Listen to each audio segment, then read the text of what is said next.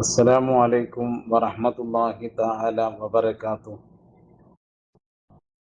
ഏറ്റവും ആദരണീയനായ നമ്മുടെ യുനൈസ കമ്മിറ്റിയുടെ പ്രസിഡന്റ് ഉസ്മാൻ സാഹിബ്,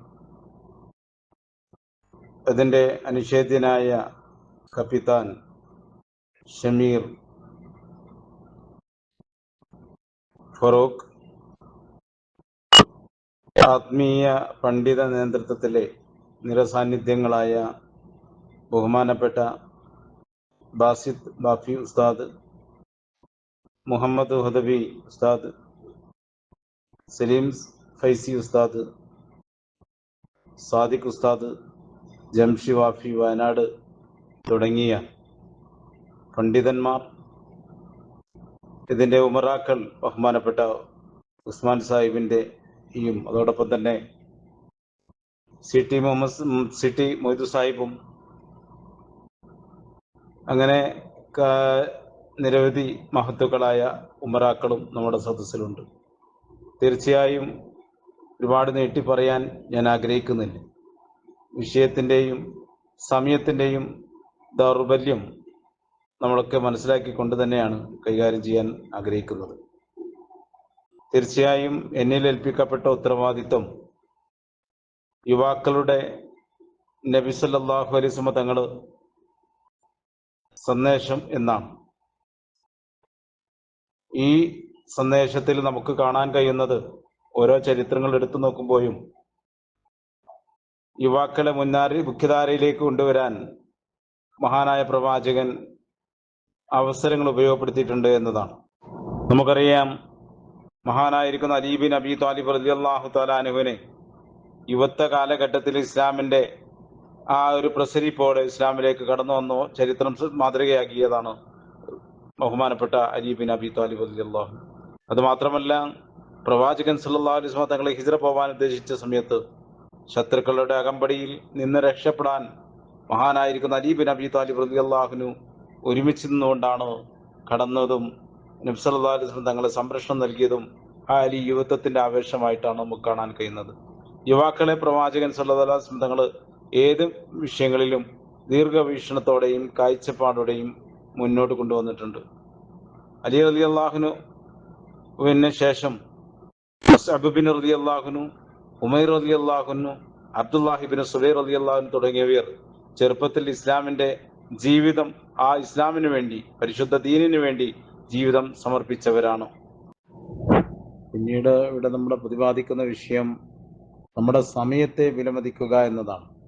ഇന്ന് പലപ്പോഴും നമ്മളൊക്കെ സമയം നമുക്ക് നഷ്ടപ്പെട്ടുകൊണ്ടിരിക്കുകയാണ്. വിലപ്പെട്ട സമയങ്ങൾ നമ്മൾ സോഷ്യൽ മീഡിയ രംഗത്ത്, ഫേസ്ബുക്കിലായാലും വാട്സപ്പുകളിലായാലും മറ്റു മേഖലകളിലൊക്കെ ആയാൽ പോലും നമ്മുടെ സമയം നമ്മൾ തന്നെ നഷ്ടപ്പെടുത്തുന്ന ഒരന്തരീക്ഷമുണ്ട്.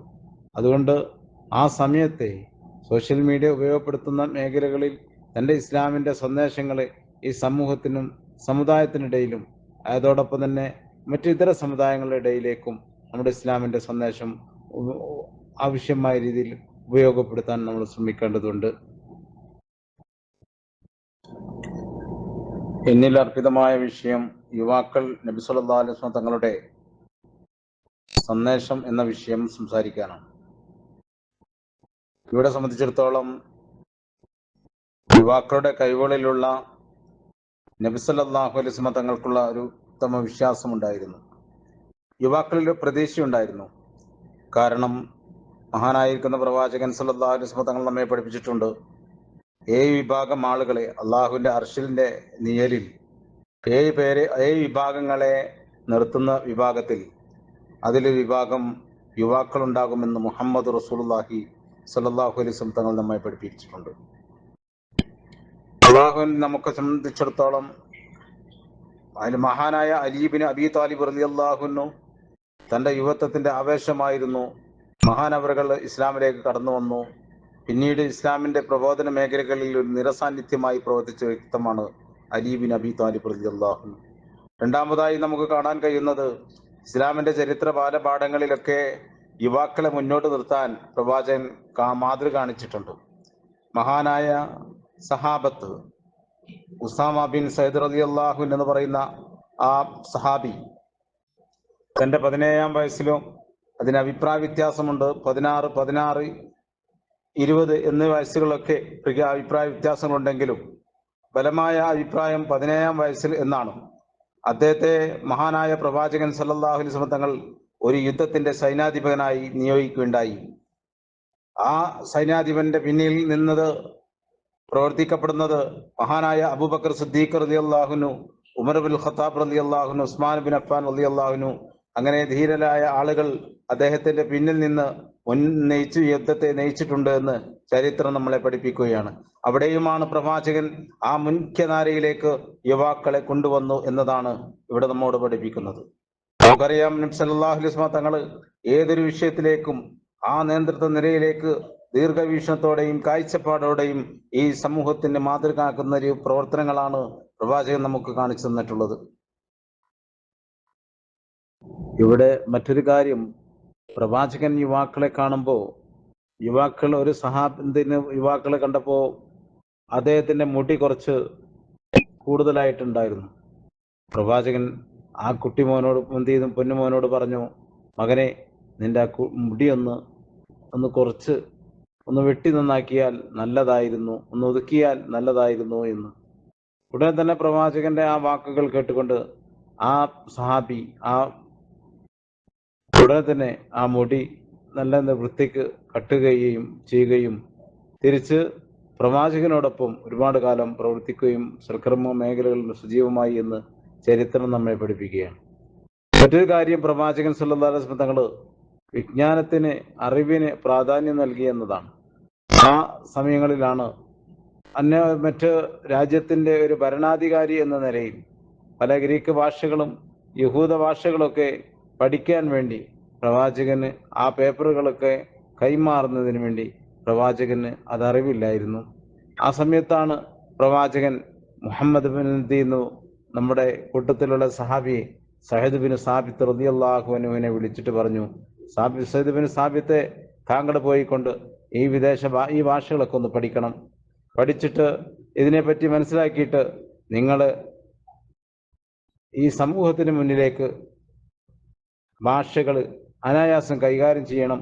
അപ്പോൾ ഇവിടുന്ന് നമ്മൾ മനസ്സിലാക്കാം, ചൈന എന്ന് പറയുന്ന പ്രദേശങ്ങളിൽ പോവാൻ, ബിസിനസ് സമ്പാദ്യങ്ങൾ നടത്താൻ വേണ്ടി പല ആളുകളും ചൈനീസ് ഭാഷകൾ പഠിക്കാൻ മുന്നോട്ട് വന്നു എന്നത് ഈ ചരിത്രമായ കാര്യങ്ങൾ നമ്മൾ കണ്ടുകൊണ്ടിരിക്കുകയാണ്.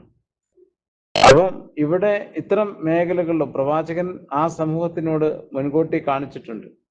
നിങ്ങൾ പോയിട്ട് ഉത്തുലുബിൽ ഇൽമി വലൗ ബിസ്സീൻ എന്ന് പറഞ്ഞില്ലേ, നിങ്ങൾ ഇൽമ എന്ത് ചെയ്യുന്നു, ജ്ഞാനത്തെ തേടല് ചൈനയിൽ പോയിട്ടുണ്ടെങ്കിൽ കരസ്ഥമാക്കണം എന്ന് പറയുമ്പോൾ, ഇന്ന് നമ്മളെ സമൂഹം ഈ നൂറ്റാണ്ടിൽ നമ്മൾ പലരും ചൈനയിൽ പോയി വിദ്യ സമ്പന്നിക്കുന്നതോടൊപ്പം അറിവ് പഠിക്കുന്നതോടൊപ്പം അവരുടെ ബിസിനസ് മേഖലയിലേക്കും ആ ബിസിനസിന്റെ ഓരോ തന്ത്രങ്ങളും ഇവിടുന്ന് പഠിച്ച് മുന്നോട്ട് വരുന്നു എന്നതാണ്. തീർച്ചയായും യുവാക്കളിൽ ഏറെ പ്രതീക്ഷ നൽകിയ ഈ സമുദായത്തെ നയിക്കാൻ യുവാക്കളിലൂടെ സാധിക്കുമെന്ന് വീക്ഷണത്തോടുകൂടി മനസ്സിലാക്കിയ ഒരു വ്യക്തിത്വമാണ് മഹാനായ പ്രവാചകൻ സല്ലല്ലാഹു അലൈഹി വസല്ലം തങ്ങൾ. അങ്ങനെയുള്ള യുവാക്കളെ ഈ കാലത്ത് അനുസരിച്ച് നമ്മൾ മാറ്റി നിർത്തപ്പെടാതെ അവരെ മുന്നോട്ട് കൊണ്ടുവരാൻ നമ്മൾ പരമാവധി ശ്രമിക്കപ്പെടേണ്ടതുണ്ട്. പല മഹല്ലുകളിലും ഈ സേവനം ചെയ്ത കാലഘട്ടത്തിലും അല്ലെങ്കിലൊക്കെ നമ്മൾ കാണുന്നത് യുവാക്കളെ എല്ലാത്തിൽ നിന്നും പിന്നോട്ട് കൊണ്ടുപോകുന്ന ഒരു ഉൾവലി ഉണ്ടാക്കിയെടുക്കുന്ന പ്രവർത്തനങ്ങളാണ് പലപ്പോഴും നമുക്കൊക്കെ മഹലുകളിൽ കാണാറുള്ളത്. ഈ കാലഘട്ടത്തിൽ ഇപ്പോൾ കുറേയൊക്കെ സോഷ്യൽ മീഡിയ രംഗത്തും അല്ലാതെയുമൊക്കെ ഇസ്ലാമിന്റെ ദഅവത്തുകളും പ്രബോധന മേഖലകളൊക്കെ ചെയ്യുമ്പോൾ ഒരുപാട് യുവാക്കൾ ആവേശഭരിതരായി കടന്നു വരുന്നു എന്നതിൽ ഏറെ സന്തോഷമുണ്ട്. ഇൻഷാ അല്ലാഹ് ഇസ്ലാമിന്റെ ദഅവത്തുകളും പ്രബോധനങ്ങളും സമൂഹത്തിനും സമുദായത്തിനും സേവനം ചെയ്യാൻ നമുക്ക് അല്ലാഹു തൗഫീഖ് നൽകട്ടെ എന്ന് പ്രാർത്ഥിച്ചുകൊണ്ട്, ഇതൊരു വലിയൊരു പ്രഭാഷകൻ എന്ന നിലയിലല്ല, ആ പ്രവാചകന്റെ ആ പരിപാടിയിൽ അതിന് പങ്കാളിത്തം സ്വീകരിക്കുക എന്നതാണ്. അതുകൊണ്ട് SIC കമ്മിറ്റി നമുക്ക് ഇതിനൊരു അവസരം നൽകിയതിൽ അതിയായ സന്തോഷം ഓർമ്മപ്പെടുത്തിക്കൊണ്ട് വാഖിറു ദഅവാന അൽഹംദുലില്ലാഹി റബ്ബിൽ ആലമീൻ. അസ്സലാമു അലൈക്കും വറഹ്മത്തുള്ളാഹി.